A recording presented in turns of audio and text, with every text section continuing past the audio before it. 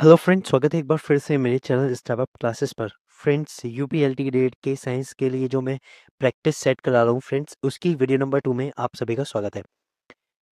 Friends, practice set की जो video number 1 आई थी उसमें मैंने कि सिर्फ 10 क्वेश्चन कराए हैं। आज कोशिश करेंगे कि ज़्यादा क्वेश्चन हो। और फ्रेंड्स, आपको पता है कि ये क्वेश्चन बिल्कुल डिटेल में एक्सप्लेनेशन दे रहा हूँ। मोस्ट प्रोबेबल क्वेश्चन है कि इनके आने की संभावना सबसे ज़्यादा है। अगर ये क्वेश्चन नहीं आते तो इनसे रिलेटेड सेम सेम क्वेश्चन आपके बन सकते हैं। और टॉपिक किस तरह से पूछा जा सकता है वो बता रहा हूँ। सभी क्वेश्चन बिल्कुल एग्जाम पैटर्न पे है। जैसा आपके क्वेश्चन पूछे जाते हैं एलटी ग्रेड में और टीजीडी में, सेम वही क्वेश्चन है। तो चलिए फिर शुरू करते हैं video number 2। Friend, question number 11 आ रहा है, चेरेनकॉव रेडिएशन इज प्रोड्यूस व्हेन, कि चेरेनकॉव विकिरण कब उत्पन्न होते हैं। ये हमसे पूछा गया। X ray strike against a fluorescent substance, कि जब जो एक्सरेज है वो एक फ्लोरोसेंट सब्सटेंस से स्ट्राइक करती हैं, टकराती हैं।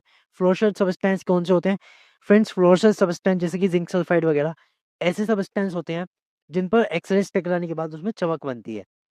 ये सिस्टम यूज किया जाता था जो पुराने हमारे सीआरटी वगैरह होते थे ना, कैथोड रे ट्यूब वाले टीवी, उन्हीं में यूज होता था। बी ऑप्शन क्या दिया हुआ है? A charged particle travels through a medium with a velocity greater than the velocity of light in that medium। ये कह रहा है कि एक आवेशित कण का जब एक ऐसे माध्यम से गुजरता है जिसमें आवेशित कण का वेग उस माध्यम में प्रकाश के वेग से अधिक होता है, तब ये विकिरण बनता है, यानी चेरेनकॉव विकिरण तब बनता है। थर्ड ऑप्शन दिया हुआ है, अल्फा पार्टिकल इम्पंच अपॉन प्लेटिनम, कि अल्फा कण प्लेटिनम पर छेदन करते हैं, जब अल्फा पार्टिकल्स प्लेटिनम को भेद के निकल जाते हैं तब बनता है। फोर्थ ऑप्शन दिया हुआ है, high velocity particle escape from a cyclotron, जब अत्यधिक वेग के कण साइक्लोट्रॉन से पलायन करते हैं। तो फ्रेंड, जो चेरनकॉफ विकिरण होता है वो बनता है बी कंडीशंस के कारण, दैट इज जब एक आवेशित कण एक ऐसे माध्यम से गुजरता है जिसमें आवेशित कण का वेग लाइट के कण के वेग से ज्यादा होता है, तब चेरनकॉफ रेडिएशन प्रोड्यूस होता है। तो यहाँ पर आप शॉर्ट में क्या याद रखो, कि चेरनकॉफ रेडिएशन कब बनता है? कि जब चार्ज पार्टिकल की वेलोसिटी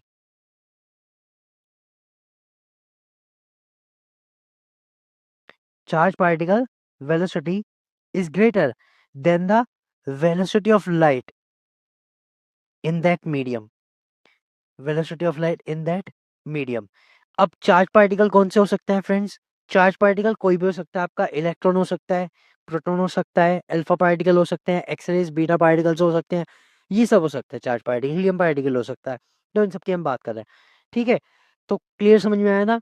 ओके।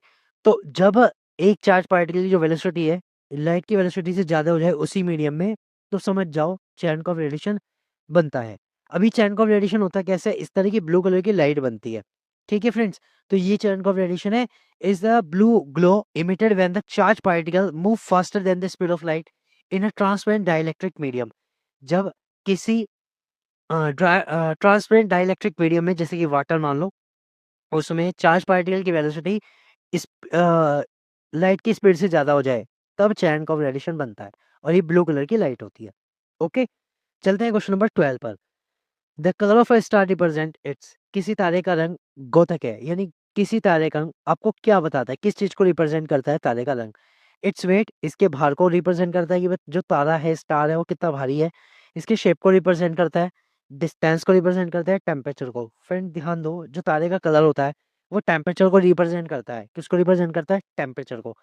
और जो टेम्परेचर होता है, मैं आपको कलर भी बता देता हूँ, जो जनरली सबसे ज्यादा गर्म होता है, ठीक है? हाई टेम्परेचर के लिए जो कलर होता है वो ब्लू होता है। हाई टेम्परेचर के लिए कलर क्या होता है? ब्लू होता है। और जो लो टेम्परेचर वाले होते हैं, जिनका टेम्परेचर कम होता है, उनके लिए कलर येलोविश होता है, ठीक है? तो आप ये ध्यान दो, तारा जितना ज्यादा गर्म होगा उतना ज्यादा ब्लू कलर में होगा, व्हाइट ब्लू कलर में होगा। ओके, ये ध्यान दीजिएगा। तो जो तारे का कलर होता है वो टेम्परेचर को डिनोट करता है। तारे के कलर से टेम्परेचर का पता लगाया जा सकता है कि सन के रिस्पेक्ट में किसी तारे का कलर कम है या ज्यादा, मतलब टेम्परेचर कम है या ज्यादा। क्वेश्चन नंबर 13 देखते हैं। The alternating current can not be used for, प्रतिवर्ती धारा का उपयोग इनमें से किसके लिए नहीं किया जाता? फ्रेंड देखो, अल्टरनेटिव करंट, एसी करंट की बात करते हैं, तो इसके बारे में एक चीज तो आपको पता होनी चाहिए कि जो इसकी फ्रिक्वेंसी है, ठीक है, वो 50 टू 60 हर्ट्ज हमारे घर में आती है। लेकिन जरूरी नहीं है कि फ्रिक्वेंसी जो है वो यही रहे, ये हमारे घरों के लिए है। इसकी जनरल जो फ्रिक्वेंसी होती है वो 1/100 सेकेंड होती है। फ्रिक्वेंसी इसकी चेंज भी होती है, ठीक है? इसमें जो करंट की डायरेक्शन है वो चेंज हो जाती है। Direction changes, direction changes at every 1/100 second, 1/100 second, 1/100वें सेकेंड पर इसकी जो डायरेक्शन है वो चेंज हो जाती है। ये चीजें बेसिक है जो आपको पता होना चाहिए अल्टरनेटिव करंट के बारे में। अभी कहते हैं इसका उपयोग किसके लिए नहीं किया जा सकता? गर्म करने के लिए, लाइटिंग प्रकाशन के लिए, जनरेट मैकेनिकल एनर्जी यांत्रिक ऊर्जा उत्पन्न करने के लिए, या फिर इलेक्ट्रोप्लेटिंग के लिए। फ्रेंड्स, तो इसका सही आंसर है डी, दैट इज इलेक्ट्रोप्लेटिंग के लिए अल्टरनेटिंग करंट का यूज नहीं किया जाता, क्योंकि इसकी जो डायरेक्शन है वो हर 1/100 सेकेंड बाद पलट रही है। ठीक है, यानी सेकंड के 100वें हिस्से में इसकी डायरेक्शन पलट जाती है, जिसके कारण क्या होगा, जो रोड्स होंगे उनकी पोलैरिटी चेंज हो जाएगी। अब देखिए, इलेक्ट्रोप्लेटिंग में होता क्या है कि कोई एक इलेक्ट्रोड होता है, उसे हम कोई चार्ज देते हैं, द पॉजिटिव और नेगेटिव, और इसके ऊपर दूसरा मेटल इसलिए कलेक्ट होता है क्योंकि उसका चार्ज अपोजिट होता है, तो वो इस पर अट्रैक्ट होकर कलेक्ट हो जाता है। This is called the electroplating, simple word में। ठीक है, अब क्योंकि अल्टरनेटिव करंट में एक तो पॉजिटिव और नेगेटिव का सिस्टम ही नहीं होता और उसकी डायरेक्शन भी चेंज हो जाती है। तो मान लो किसी रोड को हमने पॉजिटिव किया हुआ है, तो 1/100 सेकंड के अंदर इसकी पोलैरिटी चेंज हो जाएगी, दैट इज ये पॉजिटिव से नेगेटिव बन जाएगा। दैट्स व्हाई अल्टरनेटिंग करंट इस काम के लिए यूज नहीं किया जा सकता। ओके, उसके लिए आपको क्या यूज किया जाता है? डीसी करंट यूज किया जाता है। चलते हैं क्वेश्चन नंबर 14 पर। The current flowing in a coil of self induction 0.4 mH megahertz is changed by 250 milliampere in 0.1 seconds. What is the induced EMF in the coils? Friend, ये कहना है एक स्व प्रेरण गुणांक 0.4 mH वाली एक कुंडली में जो धारा है, वो धारा को 0.1 सेकेंड में 250 मिली एम्पियर बदल देता है। कुंडली में विद्युत वाहक बल कितना होगा, ये कहना है। तो फ्रेंड्स, विद्युत वाहक बल का जो यहाँ पे फॉर्मूला होता है वो होता है E is equal minus L and the rate of change of current, that is DI/dt भी लिख सकता हूँ क्योंकि बहुत माइनर क्वांटिटी में है। भाई मिली एम्पियर में है, 0.1 सेकंड में है, तो DI/dt लिख सकते हैं। अदरवाइज आप डेल्टा I/ΔT भी लिख सकते हो अगर बड़ा केस है। ठीक है, सो डजंट मैटर। अब यहाँ ध्यान दो, इन्होंने 0.1 सेकंड दिया हुआ है और बाकी सारी चीजें इन्होंने जो दी हुई है वो सारी की सारी चीजें इन्होंने किस में दी हुई है? Milli hertz and milli ampere में। तो आप चाहो तो डायरेक्ट रख के कर लो, सिंपल आपको चीजें रखनी है और आपका क्वेश्चन सॉल्व हो जाएगा। चलिए फिर शुरू करते हैं। ई इज इक्वल कितना आएगा? ई इज इक्वल अगर हम देखें तो एल, एल कितना गिवन है पहले ये देखते हैं। एल कितना गिवन है, तो एल बराबर कितना गिवन है? 0.4 mH।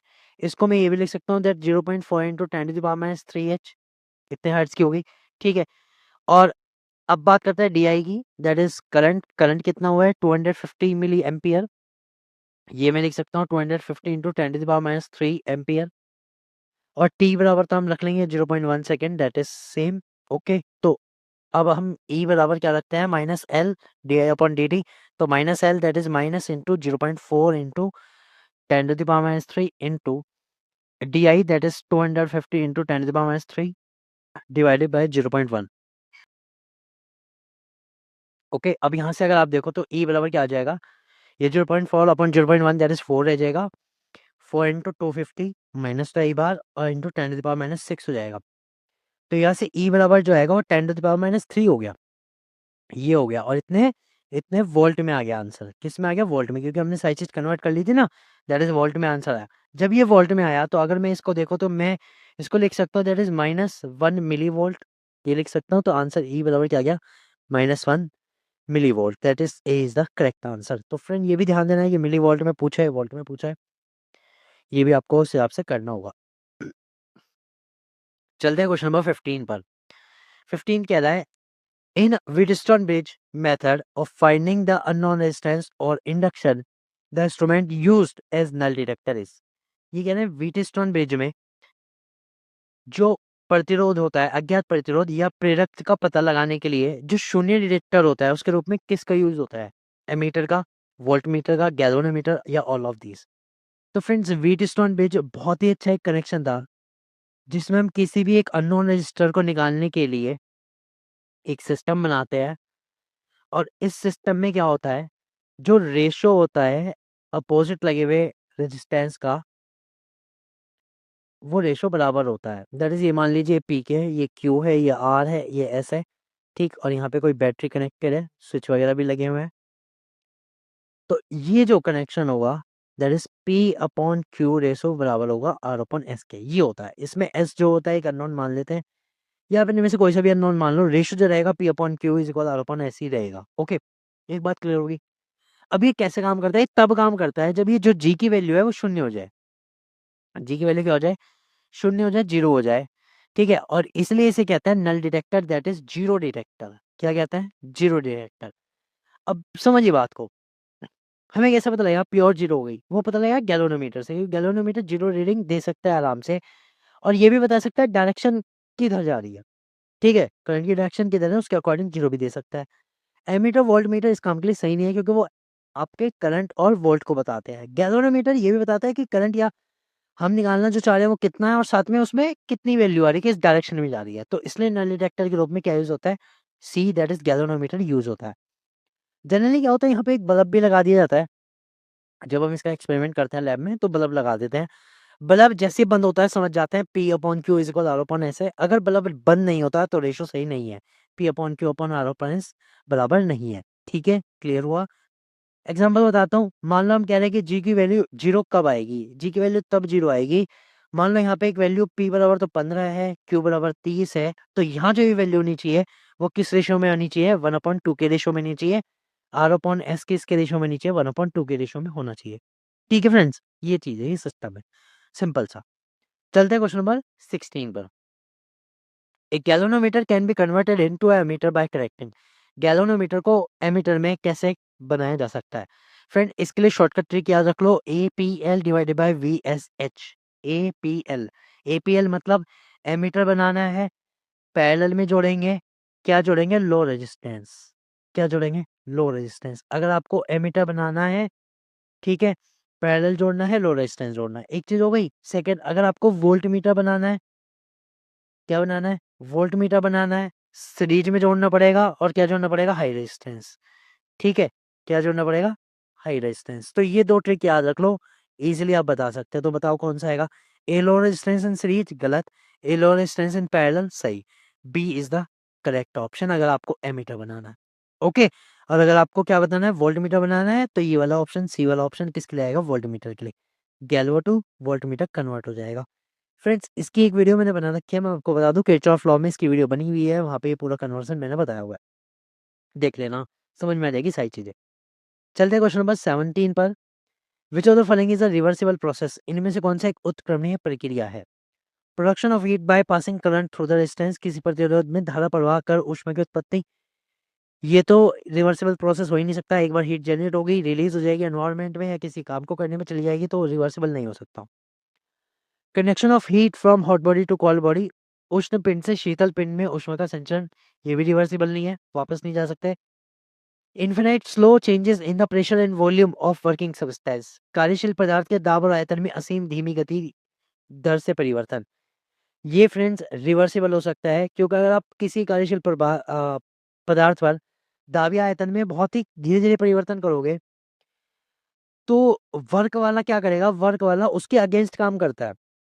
वर्क क्या करता है? वर्क जो कार्यशील पदार्थ होता है उसके अगेंस्ट काम करता है, प्रेशर और वॉल्यूम के अगेंस्ट काम करता है, जिसके कारण उस चेंज को वो रिवर्स कर सकता है, उस चेंज को रिवर्स कर सकता है। समझ रहे हो?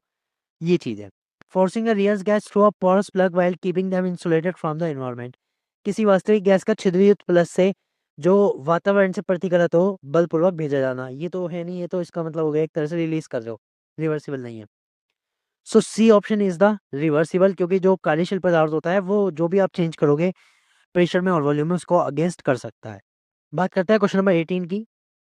A battery of 6 volt is connected to the terminals of a 3 meter long wire of uniform thickness and the resistance of 100 ohm.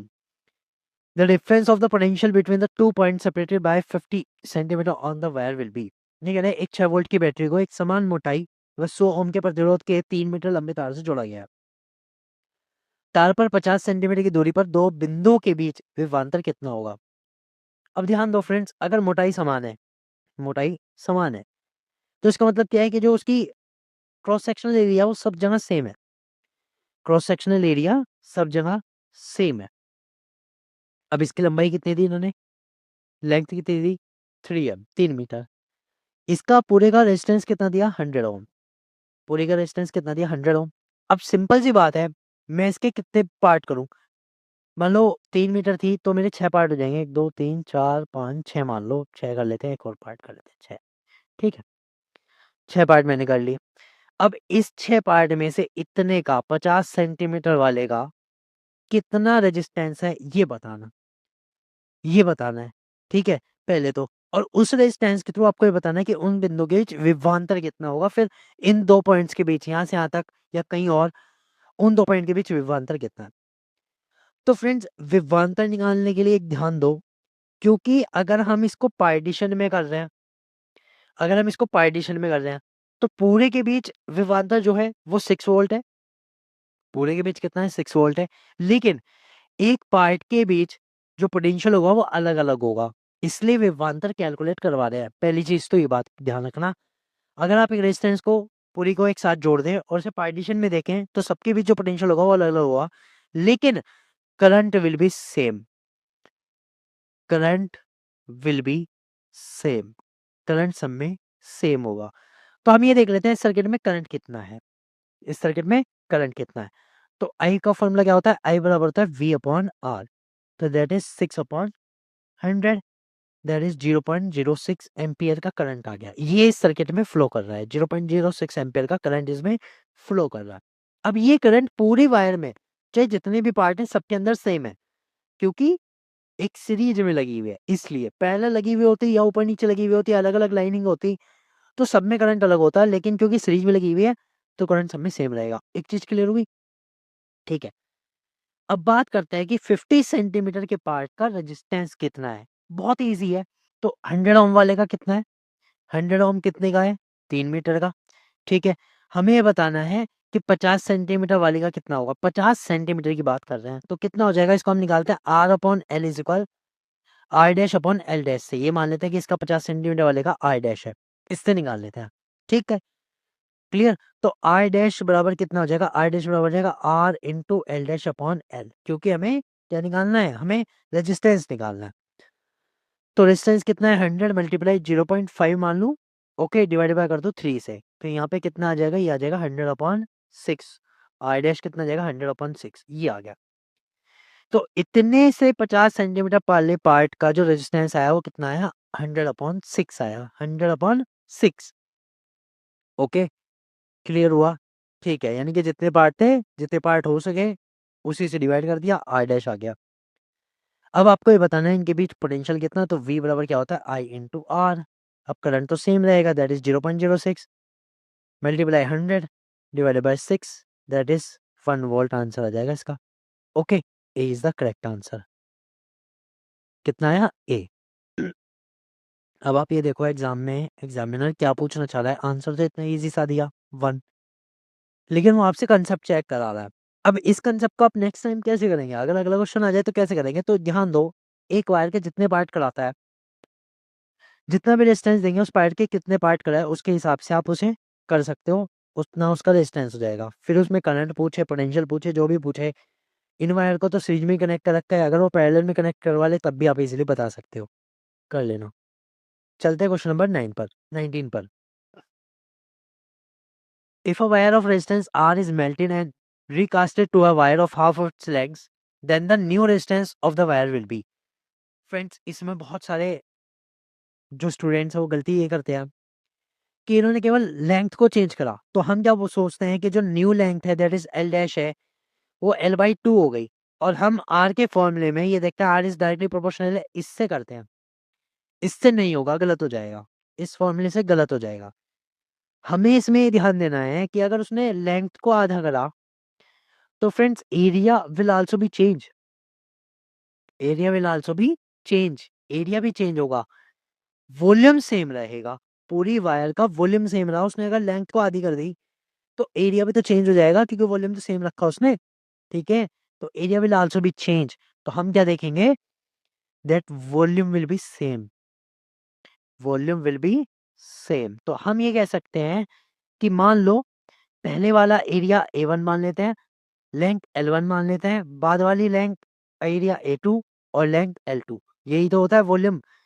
Volume क्या होता है? Area multiply length, area multiply length. तो एरिया जो भी है A1, ठीक है, वो A1 है, ओके। लेंथ कितनी है?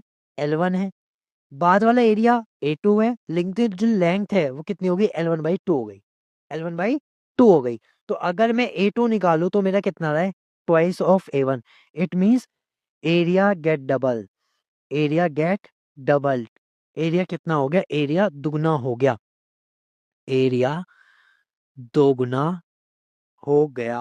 अब ये देखो, मैं इजी भी कंसेप्ट में बता सकता हूँ, शॉर्ट ट्रिक में, लेकिन मैं पूरा आपको कंसेप्ट समझा रहा हूँ।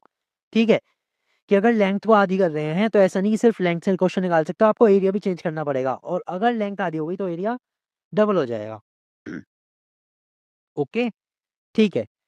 अभी ये ना रेजिस्टेंस कितना होगा, तो रेजिस्टेंस का फॉर्मूला अब लगाओ। हमें पता है रेजिस्टेंस जो होता है वो डायरेक्टली प्रोपोर्शनल होता है L/A के, L/A के डायरेक्टली प्रोपोर्शनल होता है। तो R1 बराबर क्या लिख सकता हूँ, R1 डायरेक्टली प्रोपोर्शनल L1/A1 लिख सकता हूँ।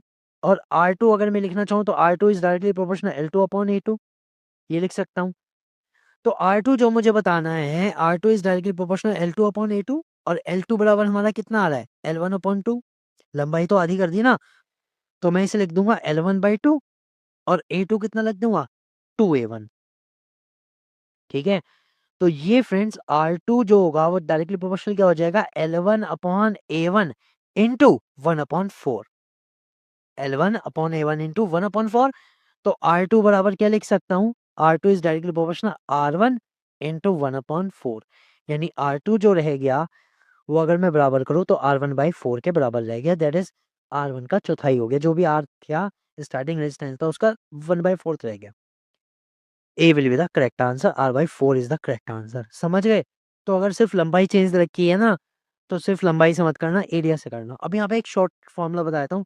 अगर कभी सिर्फ लंबाई दे रखी है, एरिया चेंज नहीं दे रखा, फिर भी आप करना चाह रहे हो, तो फॉर्मूला ये मत लगाना, ये फॉर्मूला नहीं लगेगा।